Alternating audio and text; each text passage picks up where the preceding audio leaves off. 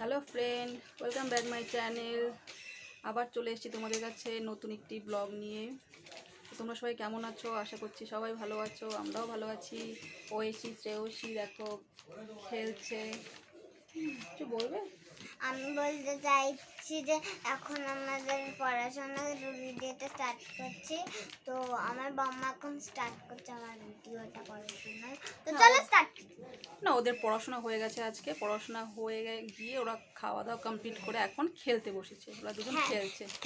খেলার মতন পড়াশোনা, মানে আমরা একটু ড্রয়িং ঠিক আছে, তোমরা পড়াশোনা করো, তোমরা খেলো। আর আমি যাই রান্নাঘরে, আমাকে তো রান্না করতে হবে। রান্না না করলে কি খাবো বলো? ঠিক আছে, আজকে কি রান্না করা যায় চলো দেখি। আজকে কি নতুন রেসিপি আছে। ঠিক আছে বন্ধুরা, তোমরা আমাদের সাথে থাকো এবং আজকে একটা নতুন রেসিপি আমি করব, সেটা তোমাদের সাথে শেয়ার করব। ওকে, চলো। আমি আজকে আলু মটরের তরকারি করব, মানে আলু আর কড়াইশুঁটি দিয়ে মাখা একটা তরকারি করব। সেই রেসিপিটা আমি কিভাবে করছি সেটা তোমাদের সাথে শেয়ার করব। ঠিক আছে, চলো শুরু করা যাক। এই আলু মটর বানাবার জন্য আমি একটা বড় দেখে আলু এখানে ডুমো ডুমো করে কেটে রেখে দিয়েছি। আর নিয়েছি 250 গ্রামের মতো মটর। এখানে মটরের পরিমাণটা একটু বেশি লাগবে, তাই জন্য 250 গ্রামের মতো মটর নিয়ে নিয়েছি আর একটা আলু নিয়ে নিয়েছি।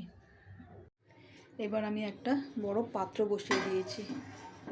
পাত্রের মধ্যে একটু জল দিয়ে দিচ্ছি। আমি আলুটাকে হালকা সেদ্ধ করে নেব, বেশি সেদ্ধ করব না, একদম অল্প সেদ্ধ করব। আলুগুলো দিয়ে দিচ্ছি। এখানে আমি একটু নুন দিয়ে দেব, হাফ চামচের মতো একটু নুন দিয়ে দেব। এবার এটাকে ঢেকে দেব। এবার আমি দেখে নেব আলুটা সেদ্ধ হয়েছে কিনা।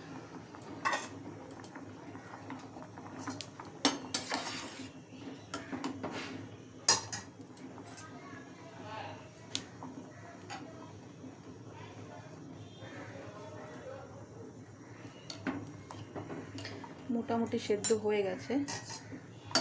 এবার আলুটা আমি নামিয়ে নেব। আমার আলুটা সেদ্ধ হয়ে গেছে। আলুটা আমি একটা ঝুড়িতে নামিয়ে নিয়েছি। আর এই আলু মটরের তরকারি করবার জন্য যে সমস্ত জিনিসের দরকার সেগুলো আমি কেটে রেখে দিয়েছি।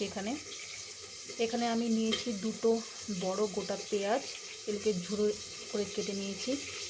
একটা বড় টমেটো, আর কিছু রসুন কোয়া, আর কিছু আদা। এগুলো এখন আমি মিক্সিতে সব পেস্ট করে নেব। এখন আমি টমেটো, আদা, রসুনগুলো আলাদা আলাদা করে পেস্ট করে নেব। ফার্স্ট আমি টমেটোটা পেস্ট করে নেব।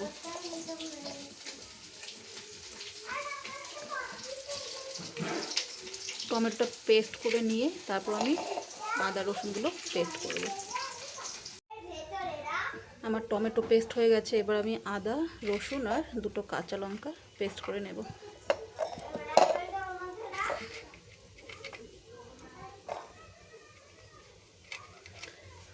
কাঁচা লঙ্কা আমি দুটোই দিচ্ছি, কারণ লঙ্কাগুলো প্রচণ্ড ঝাল, তাই জন্য বেশি দেব না। আর পেঁয়াজটা আমি এমনি পেস্ট করে নিলেও হয়, কিন্তু আমি পেস্ট করবো না, আমি ঝুড়ো ঝুড়ো করে কেটে নিয়ে রান্না করব।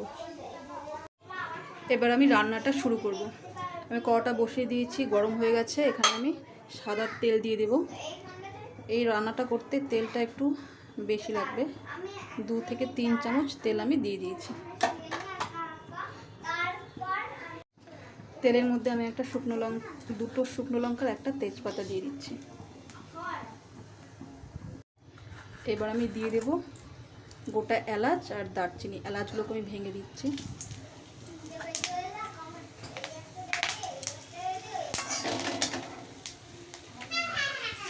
এবার আমি এখানে পেঁয়াজগুলো কেটে রেখে দিয়েছি, সেই পেঁয়াজগুলো দিয়ে দিচ্ছি।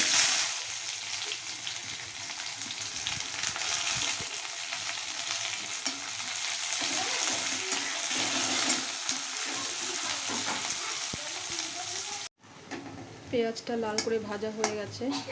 এখন এখানে আমি দেব আদা আর রসুন বাটা। আদা রসুন বেটে রেখেছি, সেটা দিয়ে দিচ্ছি। আর দেব টমেটো পেস্ট।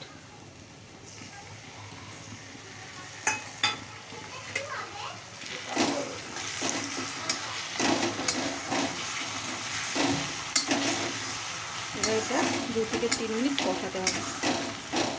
তারপরে আমি বাকি মশলাগুলো ওখানে দিয়ে দেবো। এবার আমি এখানে বাকি যে মশলাগুলো আছে সেগুলো দিয়ে দেবো। এখানে দিচ্ছি জিরের গুঁড়ো 1 চামচ, আর দেব ধনের গুঁড়ো 1 চামচ,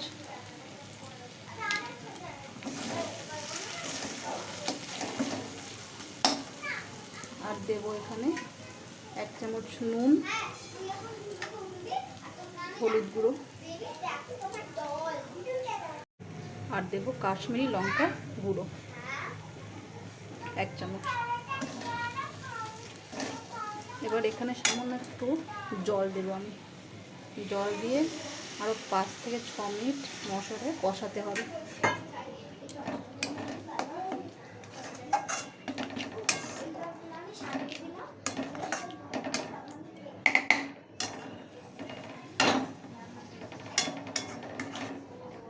এইভাবে আরও 5 থেকে 6 মিনিট মশলাটা কষাতে হবে। মশলাটা আমার কষানো হয়ে গেছে। এবার যে কড়াইশুঁটিগুলো আছে সেগুলো আমি এখানে দিয়ে দেবো। কড়াইশুঁটিগুলো দিয়ে দিয়েছি।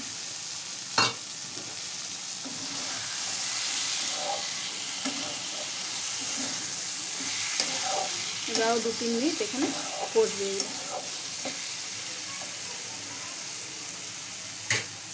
এবার এখানে আমি সামান্য চিনি দেব, 1/2 চামচের মতো চিনি দিচ্ছি। তোমরা যদি চিনি দিতে না চাও তাও হবে, না দিলেও হবে। চিনি দিলে টেস্টটা ব্যালেন্সটা আসে আর কি, টেস্টের যে ব্যালেন্সটা সেটা ঠিকঠাক মতো হয়। এবার আমি এখানে সেদ্ধ করা আলুগুলো দিয়ে দিচ্ছি। যে আলুগুলো সেদ্ধ করে রেখে দিয়েছি সেই আলুগুলো দিয়ে দেব। তারপর একটু নেড়ে চেড়ে নিয়ে তারপরে পরিমাণ মতো জল দিয়ে দেবো। এটা বেশি ঝোল হবে না, এটা গামাখাই হবে। একটু নেড়ে চেড়ে নিয়ে তারপর 1 কাপ বা 2 কাপ জল দিয়ে দেবো পরিমাণ মতো। আমার আলু কড়াইশুঁটিগুলো মোটামুটি কষানো হয়ে গেছে। এখন আমি এখানে পরিমাণ মতো জল দিয়ে দেবো। কড়াইশুঁটিগুলো সেদ্ধ হয়ে গেছে, আলুটা একটু সেদ্ধ হবে, তাই জন্য আমি এখানে পরিমাণ মতো গরম জল দিচ্ছি। এখানে গরম জলটা দিয়ে দিচ্ছি।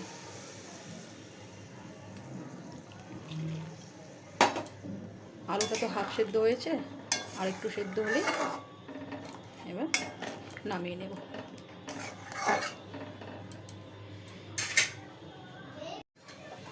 আমার আলু আর মটরের তরকারিটা মোটামুটি হয়ে এসছে, এরকমই গা মাখা মাখা থাকবে। এখন এর ওপর দিয়ে আমি সামান্য ধনেপাতা ছড়িয়ে দেব। ধনেপাতা না দিলেও হয়, যেহেতু আছে ঘরে তাই জন্য একটু ধনেপাতা দিয়ে দিচ্ছি, তার টেস্ট আরও ভালো আসবে। এটা এরকমই গা মাখা মাখা হবে।